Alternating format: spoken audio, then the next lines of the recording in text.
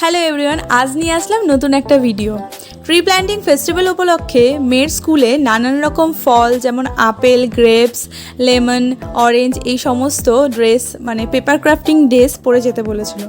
তাই আমিও ড্রেসটা তৈরি করে নিচ্ছিলাম। আমার সোনার গ্রেপস অনেক পছন্দের ফল, তাই ও আমাকে বলেছিল, মামাম আমার জন্য একটা গ্রেপসের ফ্রুটের ড্রেস বানিয়ে দিও। আর আমিও ঝটপট এই পেপার ক্রাফট ড্রেসটা বানিয়ে নিলাম। প্রথমে এই পার্পল কালারের দুটি আর্ট পেপার নিয়ে এসে গোল গোল করে কেটে নিচ্ছিলাম। তার আগে আরেকটা কথা, এই বন মহোৎসবটি কিন্তু আমাদের জীবনে বনভূমি ও গাছের গুরুত্বের সম্বন্ধে সচেতনতা ছড়িয়ে দেয়। এটি ভ্যান মহোৎসব ডে নামেও পালিত হয়। এরপর এই পেপারগুলিকে নিয়ে আমি এক এক করে আঠার সাহায্যে পাশে পাশে বসিয়ে নিলাম।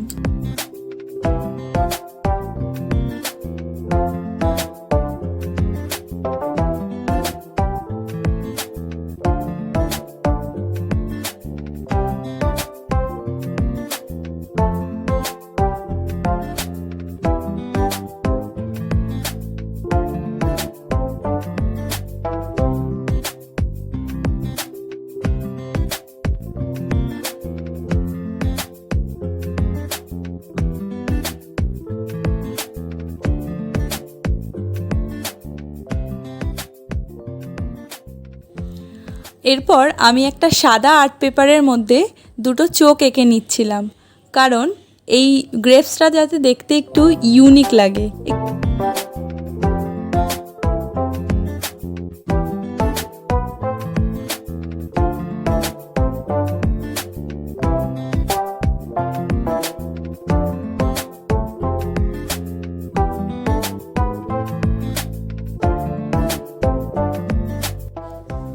এরপর একটা গ্রিন আর্ট পেপারের মধ্যে আমি একটা পাতা এঁকে নিচ্ছি।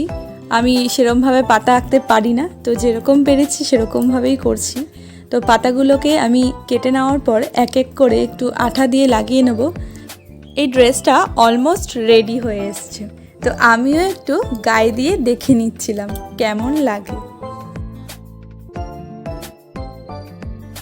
এরপর একটা রিবন নিয়ে আমি হেয়ার ব্যান্ডটার মধ্যে আঠা দিয়ে এইভাবে আস্তে আস্তে ঘুরিয়ে ঘুরিয়ে আটকে নিচ্ছিলাম।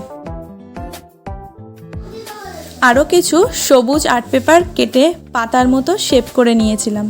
এরপরে এই সবগুলোকে আঠা দিয়ে ভালোভাবে হেয়ার ব্যান্ডের সাথে আটকে নিচ্ছিলাম।